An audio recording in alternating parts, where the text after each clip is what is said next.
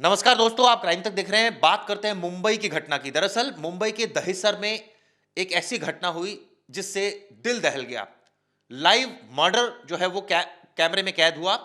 अभिषेक नाम के एक नेता की हत्या कर दी गई और जो आरोप लगा वो दूसरे नेता पर लगा। हालांकि बाद में उसने भी खुदकुशी कर ली।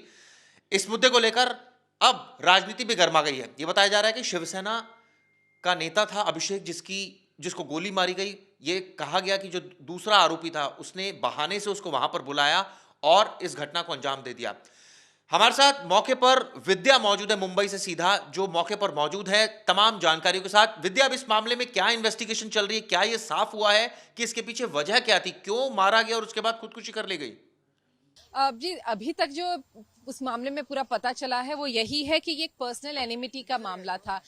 दरअसल ये जो इलाका है, बोरीवली वेस्ट का इलाका, यहाँ पे जो घोसालकर परिवार है ये काफी दिनों से पॉलिटिकली, दिनों मतलब आप कह लीजिए दशकों से दरअसल वो पॉलिटिकली एक्टिव है। पहले विनोद घोसालकर, जो उसके बाद वो एमएलए बन गए, वो यहाँ पे कॉर्पोरेटर थे। उसके बाद उनके बेटे यहाँ पर कॉर्पोरेटर थे। इसके बाद जब ये विमेंस वार्ड बना था तो इसके बाद उनकी पत्नी जो अभिषेक घोसालकर की थी वो यहाँ से कॉर्पोरेटर हुई थी। वापस जैसा कि लोगों से बात कर रहे थे, उनका कहना था कि अभिषेक घोसालकर ये प्लान कर रहे थे, ये उम्मीद रख रहे थे कि वो इस बार फिर इलेक्शन लड़ेंगे और जरूर तीसरी बार वो हैट्रिक बनाने की बात उन्होंने कई लोगों को कहा था। लेकिन वहीं ये मॉरिस जो जो हम बता दें जहां पर ये हादसा हुआ है वो है मॉरिस। इनके काफी सारे इंटरेस्ट से जो इनके बिजनेस इंटरेस्ट हैं, दरअसल ये इंटरेस्ट इनके अमेरिका और दूसरी देशों में है और वहां से काफी सारा पैसा कमा के ये आए थे यहाँ पे, ऐसा बताया जाता है। और यहाँ पर उन्होंने काफी सारे पॉलिटिकल आप कह लीजिए एम्बिशंस पाल रखे थे, जिसमें कि वो यहाँ से इलेक्शन लड़ना चाहते थे। तो ऐसी बातें जो सामने आई हैं कि अभी तक जो सामने आया है वो यह है कि काफी सारे बिजनेस जो इंटरेस्ट थे उसमें क्लैशेस हो रहे थे। साथ ही पॉलिटिकल एम्बिशन के भी वजह थी, जिसमें कि ये मॉरिस भी यहाँ से इलेक्शन लड़ना चाहते थे, साथ में घोसालकर भी इलेक्शन लड़ना चाहते थे। तो अब मॉरिस, क्योंकि यहाँ पे अगर मैं आपको बता दूं ये जो वार्ड है दरअसल काफी सारे यहाँ पे कैथलिक्स, क्रिश्चियंस काफी सारे लोग रहते हैं। घोसालकर को उनका पूरा समर्थन है, लेकिन अगर कोई उनकी कम्युनिटी से, जैसे मॉरिस है, उनकी कम्युनिटी से अगर आएंगे तो हो सकता है कि उन्हें वो खतरा लगे कि कम्युनिटी मान के लोग वोट न करें।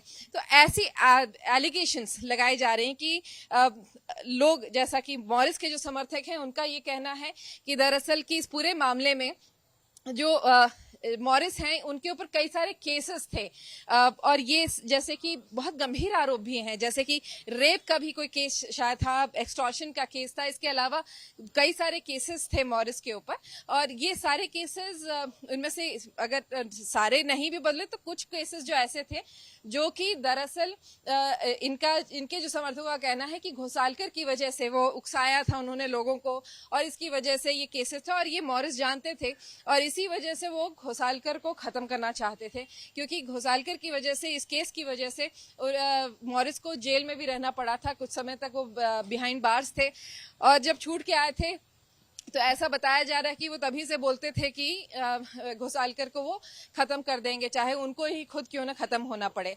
तो ऐसी बातें सामने अभी तक आ रही हैं। हालांकि मुंबई पुलिस फिलहाल जो उन्होंने जांच पड़ताल की है, आप देखिए इस पूरे पॉलिटिकल एंगल भी ले लिया है, क्योंकि ये पिछले एक हफ्ते के अंदर ये दूसरी वारदात है शूट आउट की। पास में जो उल्लासनगर है इलाका, उसमें एक हफ्ते पहले ही शूट आउट हुआ था जिसमें कि एक नेता ने दूसरे पर गोली चला दी थी। तो यही वजह है कि बहुत सारे जो ये इस तरह से एलिगेशन सब पॉलिटिकल लग रहे हैं कि यहाँ की समस्या शुरू हो रही है लॉ एंड ऑर्डर की और ये महाराष्ट्र पुलिस नहीं देख रही है। लेकिन फिलहाल महाराष्ट्र पुलिस, मुंबई पुलिस का यही कहना है कि ये पूरा मामला पर्सनल एनिमिटी का था। यहाँ पर पर्सनल एनिमिटी की वजह से ही ये गोलीबारी चली है यहाँ पर। और लेकिन फिलहाल ये जांच पड़ताल क्राइम ब्रांच को सौंप दिया गया है।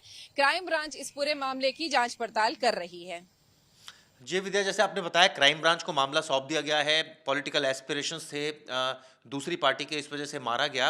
मैं ये भी जानना चाहूंगा कि इसमें अब क्राइम ब्रांच किस तरह से सबूतों को इकट्ठा करेगी। वो ठीक है, ये पर्सनल राइवलरी का माना जा रहा है मामला, क्योंकि ये लॉ एंड ऑर्डर से जुड़ा, इसको डायरेक्टली नहीं कह सकते, लेकिन कहीं ना कहीं इस घटना ने दहशत तो पैदा की ही है। जी बिल्कुल।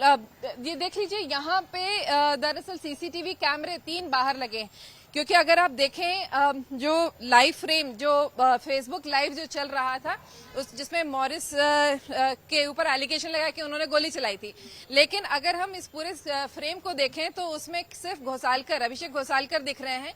गोली किसने चलाई ये नहीं समझ में आ रहा है। ये तो पुलिस का एलिगेशन है कि और जो लोग थे वहां पे उनका कहना है कि मॉरिस ने गोली चलाई थी और उसके बाद मॉरिस ने वही गोली बंदूक अपने ऊपर तान ली थी और उसके बाद उन्होंने आत्महत्या कर ली थी।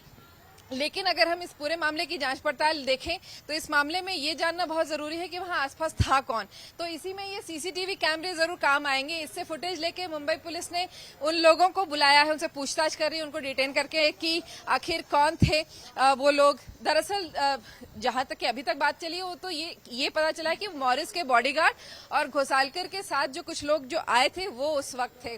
तो उन लोगों से स्टेटमेंट रिकॉर्ड करके सीसीटीवी फुटेज साथ में रख के इस पूरे मामले की जांच पड़ताल चल रही है। इसके अलावा क्योंकि घोसालकर छोटे मोटे नेता ने, काफी जाने पहचाने, काफी इनफैक्ट बहुत जितने हम लोगों से यहाँ मिल रहे हैं सब यही कह रहे हैं कि विनोद घोसालकर और जो उनके बेटे अभिषेक घोसालकर जिनकी मौत हो गई, उन्होंने बहुत काम किया था इस इलाके में और यही वजह है कि काफी पॉपुलर नेता थे इस इलाके के। कई सारे लोग यहाँ पर आके बात करते करते उनके आंखों से आंसू निकल जा रहा था कि अभिषेक घोसालकर ने बहुत काम किया था, बहुत बड़ा लॉस है ये हमारे लिए। तो ऐसी बातें जरूर सामने आ रही हैं, लेकिन अभी जो फ्यूनरल है वो जो बोरिवली ईस्ट का जो इलाका है वहां पर घोसालकर का फ्यूनरल रखा गया है। वहां पे कई सारे लोग आएंगे, ऐसा मुंबई पुलिस को मानना है। साथ ही क्योंकि मॉरिस की डेथ हुई है, उनका भी पोस्टमार्टम हो गया है, तो इसके बाद यहाँ जो पास का ही एक चर्च है वहां पर क्रीमेशन के लिए, मॉरिस की क्रीमेशन की भी प्रक्रिया शुरू होगी अभी थोड़ी देर में।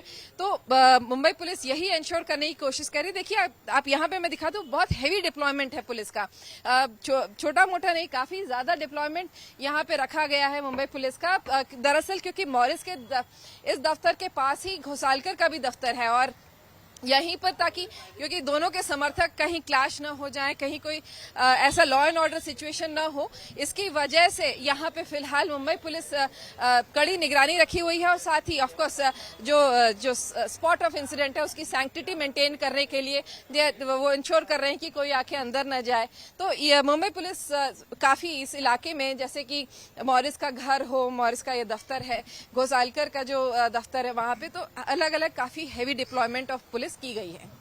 जी विद्या, हमारे साथ विद्या मुंबई से जो रिपोर्टिंग करते थे प्रवेश पांडे भी मौजूद है, वो भी आपसे कुछ सवाल पूछना चाहते हैं, आप पूछिए। जी जी। जो सुराग, क्या मॉरिस के पास जो बंदूक थी उसका कोई सुराग मिल पाया? क्योंकि ऐसा कहा जा रहा है कि उसके पास जो गन थी वो लाइसेंसी गन नहीं थी, तो क्या उसने गन पहले कहीं किसी से मंगवाई थी या बहुत दिनों से ही वो इस चीज़ की प्लानिंग कर रहा था मारने की? क्योंकि एक दिन में गन लाना बहुत ईजी नहीं लग रहा मुंबई जैसे शहर में।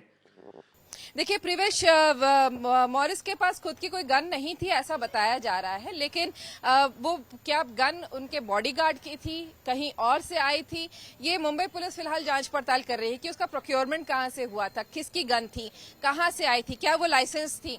कुछ लोगों का जिनसे हमने बात की उनका यही कहना था कि वो बॉडीगार्ड की लाइसेंस्ड गन थी, लेकिन क्या वो एकदम अचानक से स्पर ऑफ द मोमेंट में मॉरिस ने लिया था और फिर शूट आउट हुआ, या फिर उसने कुछ ये प्लान करके ये किया था, ये सब अभी मुंबई पुलिस जांच पड़ताल में लगी है। लेकिन एक चीज जरूर है प्रिवेश इस पूरे मामले में कि जो लोग हैं उनका यही कहना है कि घोसालकर और मॉरिस, इन दोनों के बीच में काफी समय से, मतलब ये कोई अभी आज की बात नहीं है, बहुत सालों से इनके बीच में तनातनी चल रही थी। एक दूसरे से उनको बिल्कुल भी एक आंख नहीं भा रहे थे एक दूसरे को, और दोनों के पॉलिटिकल एम्बिशंस थे और बिजनेस इंटरेस्ट भी थे, और इसकी वजह से वो लोग एक दूसरे को जैसे आंख नहीं सुहाते थे। लेकिन एक चीज जरूर है कि पिछले कुछ दिनों में जनवरी में, जैसे हमने स्पेसिफिकली लोगों से पूछा कि कब से आखिर, तो उनका कहना है कि जनवरी के महीने से ही दोनों में आपस अचानक से छनने लगी थी और मॉरिस ने ये कदम उठाया था। मॉरिस जाके घोसालकर से मिलने, उनसे बोला कि ये सारे चीजों को जो रसाकसी चल रही है हमारे बीच में उसको अलग रखते हैं, साथ काम करते हैं, इलाके की भलाई होगी। और यही बातें अगर आप देखें, घोसालकर भी उस वीडियो में, जो लाइव वीडियो है जिसमें उनकी मौत हुई आखिरकार 4 मिनट के बाद, उस वीडियो में भी वो घोसालकर यही कह रहे हैं कि काफी जो काम है करना है, इस इलाके को अच्छा बनाना है। तो ये सब कई सारी बातें वो कर रहे थे और इसी वजह से लोगों को लग रहा है कि हो सकता है कि मॉरिस इसको प्लान कर रहे थे, क्योंकि जनवरी से दोस्ती बढ़ती है और फिर अब जाके ये हादसा होता है, तो ये प्री प्लान्ड इंसिडेंट है, ऐसा लोगों का कहना है। जी विद्या जी, इसे इलाके के लोग मॉरिस भाई कह के बुलाते थे, तो क्या इसका पहले से क्राइम से नाता था? क्या इसके ऊपर पहले से बहुत सारे केसेस थे जिन पे ये बेल पे बाहर था? जी देखिए, मॉरिस का दरअसल अगर आप बैकग्राउंड देखें तो ऐसा बताया जा रहा है कि मॉरिस के कुछ कैसीनोज या फिर आप कह लीजिए कई सारे इंटरेस्ट हैं बाहर विदेश में, और वहां से उनको पैसा मिलता था। काफी सारा पैसा लेके वो आए थे और यहाँ पर पॉलिटिकल एम्बिशन हार्बर कर रहे थे। कोविड में उन्होंने, अगर आप यहाँ पे एक पोस्टर इनफैक्ट अगर आप देखें तो यहाँ पे कोविड योद्धा करके दिखा हुआ है, क्योंकि उनको अवार्ड भी मिला था। कोविड में काफी सारे लोगों को मदद करने का, उनको मदद करने के काफी सारे राशन से लेकर हर चीज मुहैया कराना, काफी सारा काम इन्होंने किया था। तो कोरोना योद्धा का एक तमगा भी उनको मिला हुआ था, लेकिन एक पॉलिटिकल एम्बिशन जो था ही साथ में, ऐसा लोग कहते हैं कि क्योंकि। जी विद्या, धन्यवाद आपका इस तमाम जानकारी के लिए। आपने बहुत अहम जानकारियां दी, बहुत माइन्यूट जानकारियां आपने इस केस से रिलेटेड क्राइम तक के दर्शकों को दी हैं, जिसमें आपने पूरा डिटेल में बताया कि किस तरह से ये हत्याकांड हुआ, इसके पीछे वजह क्या थी, क्या पुलिस की इन्वेस्टिगेशन चल रही है, क्राइम ब्रांच ने टेक ओवर कर लिया है, लॉ एंड ऑर्डर का भी इशू वहां पर बना हुआ है, वहीं दूसरी तरफ पॉलिटिकल एस्पिरेशन का मामला था। विद्या, बहुत धन्यवाद आपका तमाम जानकारी के लिए। तो हमारे साथ विद्या मुंबई से जुड़ी थी प्रवेश, और तमाम जानकारियां विद्या ने शेयर की, बताया किस तरह से ये पूरा मामला जो था वो एक तरह से कहा जाए कि वर्चस्व की लड़ाई चिराग जी, वर्चस्व की लड़ाई हमने कुछ दिन पहले भी देखी थी। जैसे कि जो कल्याण से खबर आई थी थाने जिले से, कि पुलिस स्टेशन के अंदर एक एमएलए, बीजेपी का एमएलए गोली मार देता है। वो भी शिवसेना का लीडर था, बस फर्क इतना था इस केस और उस केस में, वहाँ जो लीडर था वो शिंदे गुट का था, यहाँ जो लीडर है वो उद्धव गुट का है। और जिन्होंने गोली चलाई थी उस समय वो वहाँ के सिटिंग एमएलए थे, गणपत गायकवाड़।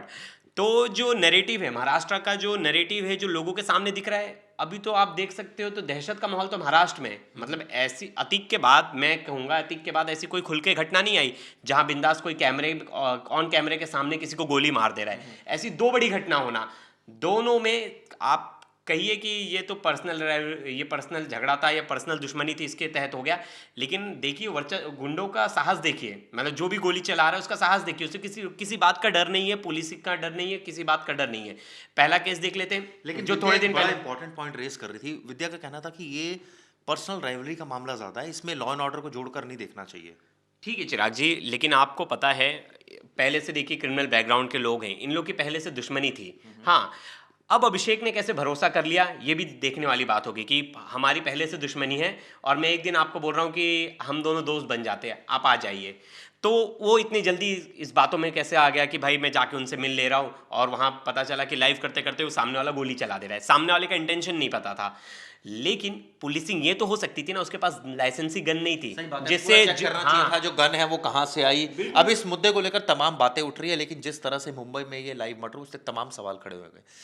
हमने आपको मुंबई से हालात बताए, मुंबई के जो मौके वारदात पर विद्या हमारी जो संवाददाता मौजूद थी उससे बात कराई, प्रवेश पांडे ने भी अपने विचार रखे, सवाल पूछे। ये वीडियो आपको दोस्तों कैसे लगी जरूर बताइएगा। धन्यवाद।